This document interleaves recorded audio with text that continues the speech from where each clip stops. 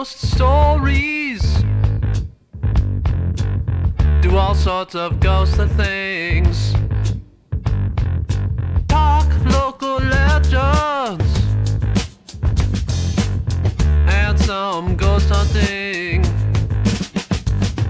Stories we hope to live to tell. And you have to listen.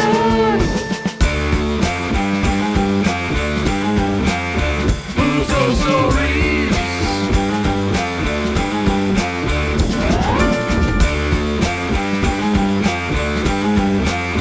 Who's Ghost Stories? We talk Tinker's Hollow to the beast of Delaware Road. Stories we hope to live to tell. And you have to listen. Who's Ghost Stories?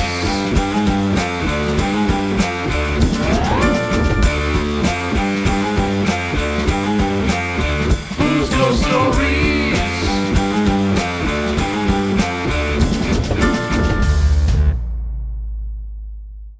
Welcome, folks, to another epic episode of Who's Ghost Stories.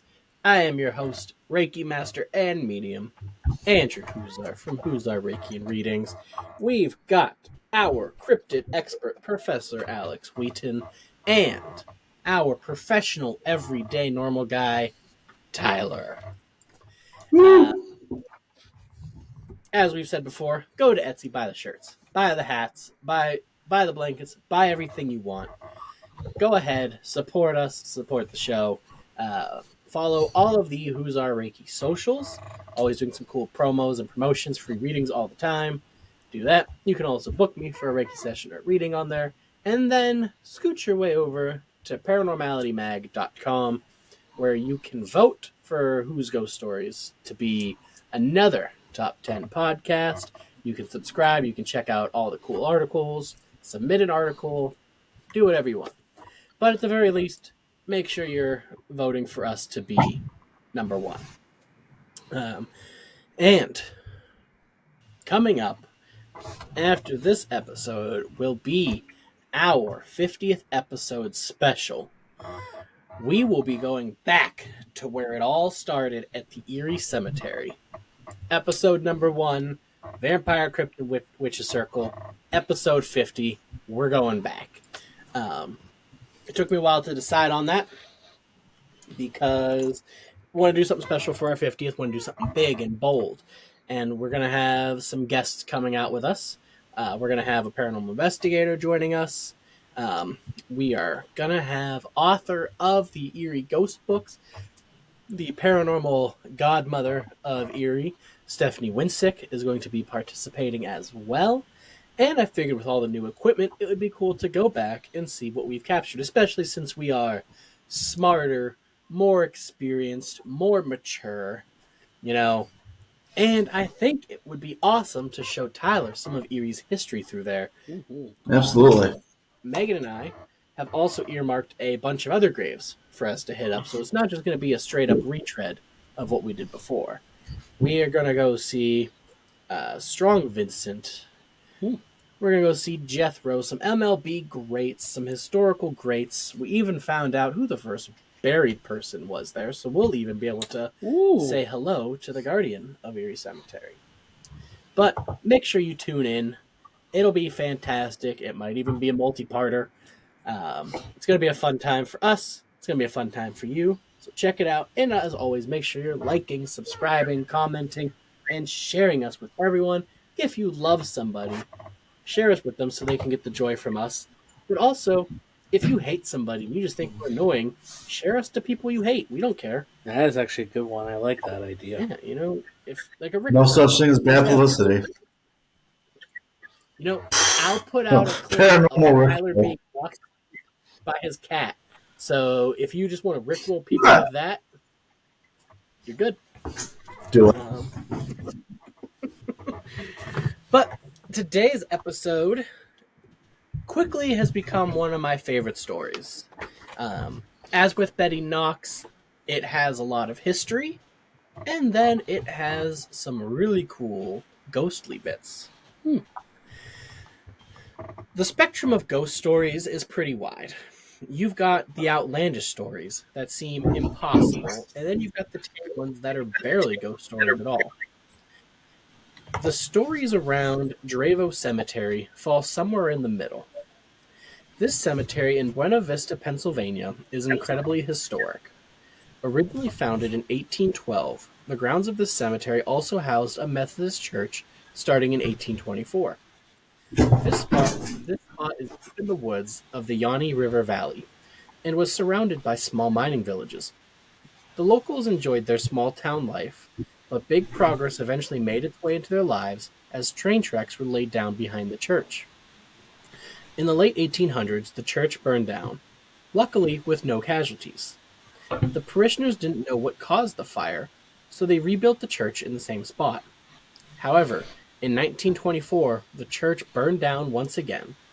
Authorities at that time suspected that sparks from the nearby train tracks were to blame. The parishioners learned their lesson and decided to build their church elsewhere. It was around this time the cemetery was completely abandoned. The nearby towns were becoming ghost towns as well, so many people forgot about this beautiful little cemetery. Dravo Cemetery is home to 708 souls, 9 of them being Civil War veterans, one being a veteran from the War of 1812, and the rest believed to be mostly children. Because the cemetery had been abandoned, only about 80 of the graves are identifiable. Now, normally when we talk about abandoned cemeteries, the story turns sad. We usually end up seeing the cemetery being treated as a party hotspot for teens or a target for vandals. This isn't the case for Dravo, though. Throughout the 70s, 80s, and 90s, the area had been bought and was being turned into a scenic hub. Over the years, a campground was built, a rest stop was put in, and other amenities were added to make the area a hotspot for hikers and bicyclists. The area became well known as a beautiful spot for anyone looking to get away from the city. In 2001, a renewed interest was sparked at Dravo Cemetery when a local newspaper wrote about its history. Soon, hikers were seeking it out. That's where the ghost stories begin. People hiking or biking past the cemetery claim to see the ghostly apparitions of children walking about. They seem to be interacting with each other and their graves before vanishing. As you're walking through the cemetery, it's not uncommon to hear a train whistle despite no trains being in the area. The ghost children and the ghost train were the most famous legend for a while. A troop of Boy Scouts was camping near the cemetery during the early 2000s. One night, some of the boys wanted to hike up to the cemetery itself. Since there were no other campers using the area, the chaperones allowed the kids to walk on their own. That was a mistake. Since the cemetery wasn't far, the kids' flashlights could be seen through the trees and over the hill. The sounds of their laughter and giggles even carried back to the campground. The scoutmaster was watching the flashlight beams when a blood-curdling howl pierced the night. The peaceful night was gone as the screams of the campers filled the air. All the chaperones immediately raced up the hill towards the cemetery. As they were running up, the children came sprinting down the hill. The adults escorted the kids to camp and looked them over. Nobody was hurt, but the children were terrified of a giant, black, two-headed dog that chased them out of the cemetery. In disbelief, the scoutmaster sent 2 of the chaperones to go inspect the cemetery. They didn't see any animals, but another howl sent them running back to the camp. They all decided to turn in for the night, but the scoutmaster stayed up to keep an eye on everyone. Nothing came near the camp, and they left in the morning.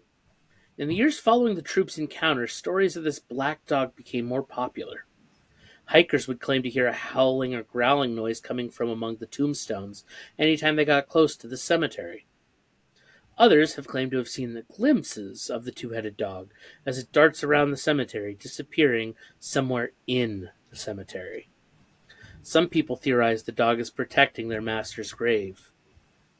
Others think the dog itself is buried in the cemetery, since a grave has a dog etched into the stone.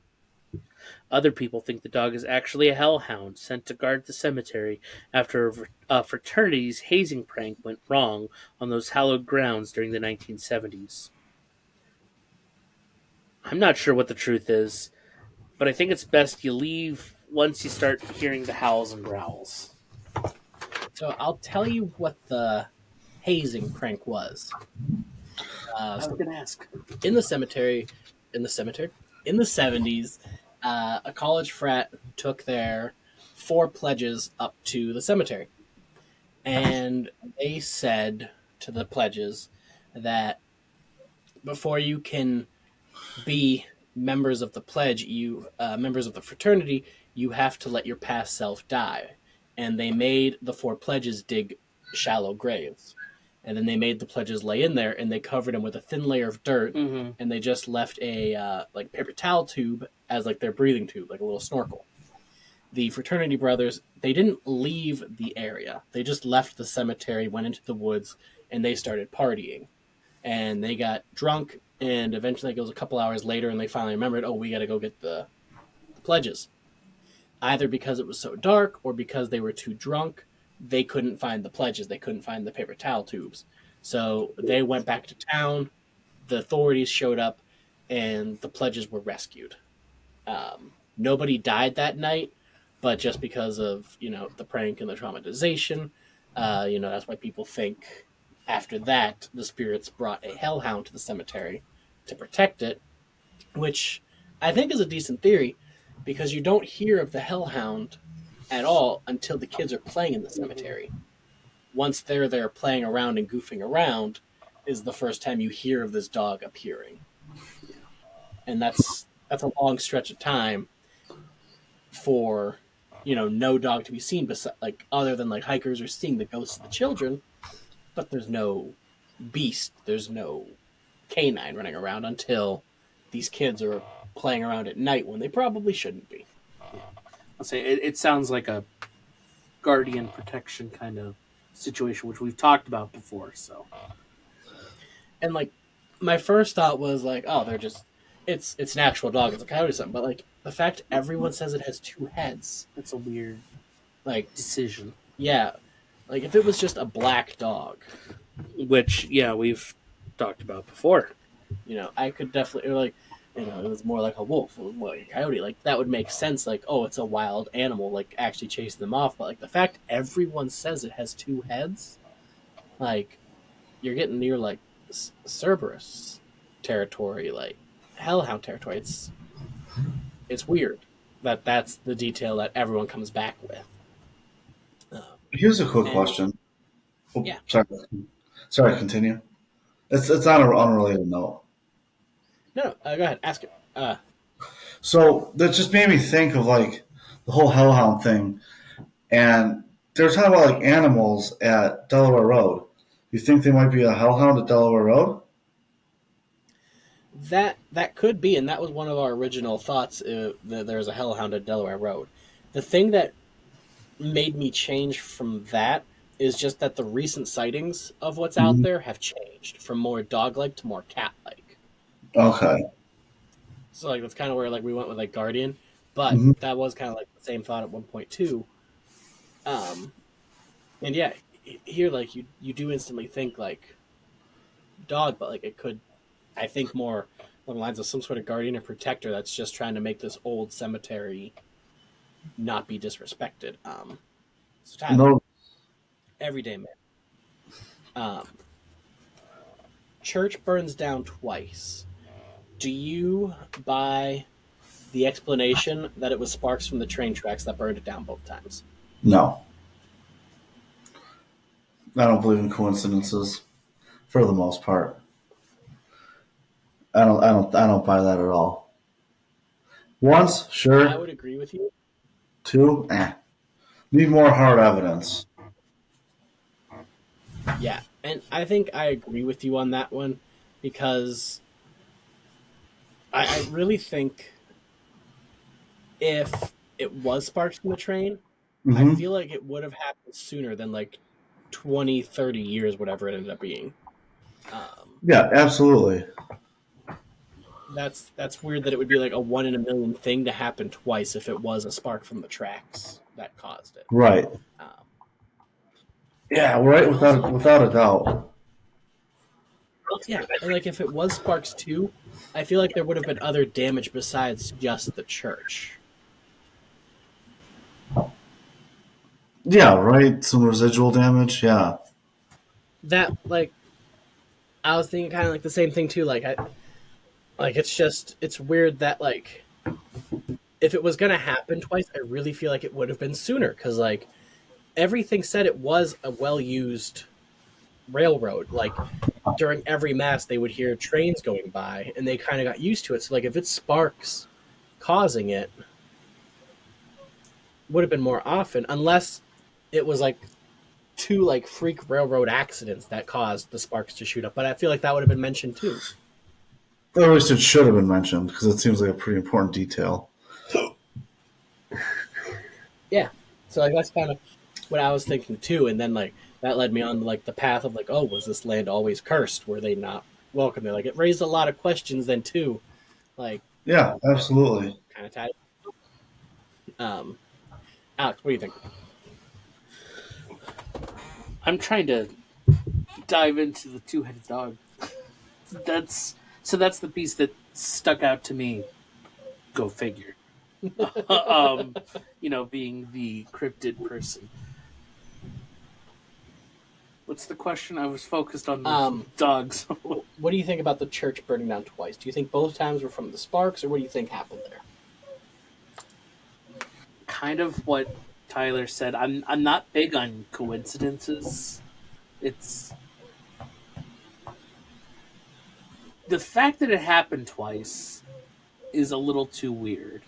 Yeah. Especially since they built it in the same spot. If they had like built it not even like fully on the spot, but like maybe one part of it was, but the rest of it was built elsewhere, I'd be like, all right, well maybe. But the fact that it was the exact same spot makes me go, something was saying nope, not here. Yeah. So yeah, I'm not big on the whole sparks from a train, which is possible. Yeah. It makes sense, but there, as we've said, there'd be more damage. It'd be more than just the church. And the parishioners agree with us too, because it even said like the older parishioners were curious as to why when it burnt down the first time, nobody mentioned train sparks. So it was the second time where they went, well, why train sparks? And then all of a sudden they're like, it was probably train sparks the last time too. And the parishioners were just like, I don't think so. And then they decided to build a church elsewhere. Which, I mean, we should have done that after the first one, but whatever. Yeah. Move it over a couple yards. Yeah. Let's just move it over here. Yeah. Take the church and push it that way. Exactly. I was thinking SpongeBob. No. Take Bikini Bottom and push it somewhere else. That idea just might be crazy. To get us all killed. So looking into the two-headed dog. And instead of diving right into just the local legend, what I've learned in being the cryptid person is you don't look at it for the one particular area, you look for common patterns throughout. And two-headed dogs are not super common in mythology. And that's kind of problematic. Yeah. I don't have a definitive thought. Traditionally, hellhounds are not two-headed, but Greek mythology has Cerberus, which is three-headed, but Cerberus also had a relative, which was Ortherus, something like that. Hold on. Ortherus? Yeah, something like that. Orthros. And it was a two-headed dog. So there is an association with the afterlife and a two-headed dog. I don't know. Me personally, my thought is two dogs. Two black dogs that protect. I don't see it as a two-headed dog. I see it as two being protection. That's where I'm coming from. Two that work together. I can see that. And I could see one being there from the onset, but not needing to always be active. And then after the fraternity issue, a second one coming in. So then it was two Yeah. protecting. I struggle to think that it's a two-headed dog. I can't help but want to see it as two dogs. And that would make sense too. Two protectors still there. Let's see if I can share my screen here. Because the one thing that I found interesting and that really leads me to thinking that it is some sort of guardian or protector is when I get these pictures up here for Tyler. As you come on, here we go. High tech, baby. As you can see, the cemetery is in the middle of the woods, but in this camping and hiking ground. But everyone that sees the dog says it disappears in the cemetery. Yeah. It doesn't go to the trees, nor does Right. it emerge from them. And I really think if it was an animal, like a physical animal, that it would be running off to Into the trees, these not trees into the, here. yeah. Because it's not like the cemetery's far from everything. No. It could very easily just scamper into the trees, but it doesn't. It just among the graves disappears. Yeah. And I think that's what really leads me towards it is something spiritual, and I think some sort of protector, Right. whatever happened with those frat boys, the spirits there were just we're not having that again. We lost 2 churches. You're over Let's here double dicking down. around. Yeah, it's time to get some protection. And then, unfortunately, those children run into it. But again, playing around They in the weren't cemetery. hurt. Yeah, they weren't hurt. So They were just scared off. just their warning. And everyone since then, there haven't been any reported injuries. Like Delaware Road, people have reported being choked, scratched, hurt. Dravo, no one reported being hurt. And I think part of it might be they take the warnings seriously. They hear the growls and the howls, they run very quickly out of there.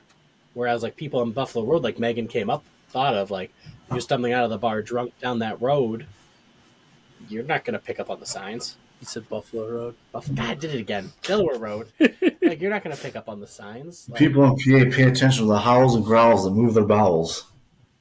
Yeah, they do. And especially being up in the woods off the river and stuff, you don't know what animal it is, so you hear the growls, you're running. If you start seeing the dogs, you're running. I can definitely buy that, anyone seen as being there too long or not being respectful, the guardians are gonna pop up and make sure you leave. Wow. That is very close. I pulled up a map. Yeah. Camping area. It's very close. Yeah, and people love the area. People go there to camp, and then they go hike around the cemetery in the woods. They'll go fishing, Tyler. If you ever want to go for a fishing trip, That might be lower on the list. we'll take you fishing to the Yanni River Valley and go check out a cemetery. Could kill 2 birds at once. Yeah, just don't say kill in the cemetery; I'll still chase you out too. Wait, what? Is that a thing? No, it's not a thing. Oh. You're confusing Ooh, everything 40 down here. And there, We're back to Pittsburgh. yeah. That was what piqued my interest. I was like, it's near Pittsburgh. Probably tracks running down through Pittsburgh. Who knows? We might see a mold man there. Oh my God, that would be an amazing. That's all I'm saying. Amazing coincidence. The mold man stopped rising in his home cemetery because he's in Dravo Cemetery now. He walked all the way there, drug his casket behind him. Just putting it out there. The pledges didn't bury themselves. Mold man buried himself. Both were in the 70s. Yes. Coincidence? Not. They never specify the cemetery in the Mold Man story. Nope. It's just in the Pittsburgh area. 40 minutes from Pittsburgh is in the Pittsburgh area. Mhm. And we have the story of the pledges burying alive. Could be something there. Could be something. But this is another, I think, a cool story with all the Yeah. history behind it. I think if you don't have the dog or the dogs, I don't think it gets up there It's as not that. bad. Yeah, it's just a story of an abandoned cemetery with a lot of cool history. Like, yeah, you have the children ghosts, but like nobody ever interacted with them or anything. They never left the cemetery. So like the dog, I think, is what makes it. But Tyler, what do you think of this one here? I like it. I think there's still more to be desired. I think that excuse me. I think that it it it leaves you wanting more. At least it does me. I don't know about you guys, but I think that there's definitely enough here to want to get past surface level and do a little more digging and a little more backstory. A little more poking around. But I like it. I think it's a great story. I think it's cool. So, would you go to this spot, and what do you think you would experience if you did? I would. I think that if I went, I think maybe similar to Delaware Road, where all of a sudden like it's just kind of neutral, and then whatever those hellhounds that they're those guardians want you to just split after about 3.5 seconds of stopping there. I would not be surprised if that's what would happen. No, I agree. How about you, Alex? We need to go camping. We need to, yep. I feel like the true experience is to camp in the campground and to just investigate. This is very interesting. I would absolutely love to visit. This is one of those places I'm like, yeah, I want to go there. Me too. As soon as I read about it, and then of course I found out like there's a campground right there. It's like, well, yeah, I kind of want to have to kind of go to this place. Right? Like it's just It's not like most of the places we go where it's like just a random plot or something. It's got a campground nearby. and like Tyler said, so many old abandoned cemetery stories they turn bad. Like they're not just dilapidated; they're vandalized. They're just we got to Gutenberg. We saw bullet holes in the sign. This one though, like private groups bought it, and then they revitalized into this area, and it's now part of this whole like kind of like restoration project throughout the whole area because they have the train tracks there still. So they're like, I think it's the Allegheny Railway Passenger Association or something is what it's a part of. But like they've taken the area and just turned it into something beautiful. And yeah, the cemetery is not used, But it's not in disrepair, a lot. and you don't have people being jerks up there. I mean, if they are, they're going to get chased away real quick, but it's just the area itself has been morphed into this beautiful nature preserve almost. So you have a very different feel, I think, up there. Like you get the Wintergreen Gorge types of feels, and then if you hang around the cemetery too long, you get the Delaware Road types of feels. It's an interesting dynamic. It's that quick shift of, okay, you've been here long, leave now. This is your warning. But yeah, like it's a place I would love to visit too. I would love to go camping there and like hike through the area, and then of course you got to hit up the cemetery. And I would love to visit cemetery during the day and at night. Yep. I was gonna say both. Dogs have been seen both times, so like it's something that like would be real cool to see. Like when's that energy shift? When's that tonal shift? When is Tyler already in his car backing out of the parking lot before I even got to the car? Where does that happen? Absolutely. And I think it would be cool to just even like see the headstones. Like, are some of them like Whitehaven where they just want to be visited? Yeah. but not to visit it. You know, so it's an interesting dynamic. I think that's there spiritually and energetically. And we could frame it as a group vacation to go camping. Joe's been wanting to do that for a while. We have someone we can easily throw if we need to. Yeah, It's all good. we could throw Joe to the literal wolves. I think it through. I do. I like it, and like I do think there'd be a lot of experiences there too. Oh, yeah. But yeah, I really like this. I think it's one of my favorite stories that we've covered because there's just so much there. I can honestly say, as someone who's done this with you the entire time, the way this one felt, even reading through it and talking through it, was a lot like reading through Wintergreen Gorge. Yeah. It didn't feel super negative when you left out the part about the fraternity in our story and then told us afterwards. Like, the story that we covered alone, very just like, okay, yeah, I'm okay with this. So And like the hazing thing, it sucks because hazing sucks itself. But like even from that, like nobody died. exactly, like at no point is there a direct death that's connected to the place itself. It's just it's a cemetery. Church burned down twice. No injuries from it. Like we don't have the negative energy that's usually attached to these stories. So yeah. Like I said, I like this. Me too. Tyler, any final thoughts from the everyday man? They kind of said everything before, be cool to go see, poke around, see what's, going on over there. But again, all in all, just another great story. I agree, and I think that does it for the historic Dravo Cemetery. Hopefully, one day we can get the chance to go camp out, go visit this little patch of history.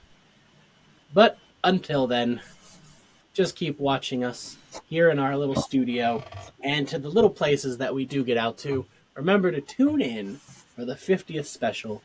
I was going to remind you to plug 50th episode special next. Alex, are you excited to get back to Erie Cemetery? I am. It's one of those. It was our first real big one, and we're going back. Yep. We started out as Ore Boys, and now we're Paranormal Cowboys. Actually, at that time, we weren't even the Ore Boys. No. We were nothing. We were just three doofuses. Sitting on a bench in a porch. Yep, and now we got chairs. Yeah. And virtual technology. That's right. It to anyone who sticks around to the very end and everything, you're awesome. But this is the special kind of moment for you, those that have been since the beginning, that watch all of these and listen to these all the way through. To think that we're going to be celebrating our 50th episode and how far we've come in just that time, it's impressive. And it wouldn't be possible if not for those of you who listen to us. Yeah. Like, if you didn't tune in, it would be just, Andrew and I talking about random stuff for hours on end. But we actually have Tyler, who went from a fan to a member. Like, we've grown so much, and so thank you. That's my last thing. So tune in for the 50th episode special. It's Grown so much more in magazines. I know, like, that's insane to me. Right there. We're going to get back here. We're gonna get back. But thank you. Like, subscribe, tune back in, and stay in the light.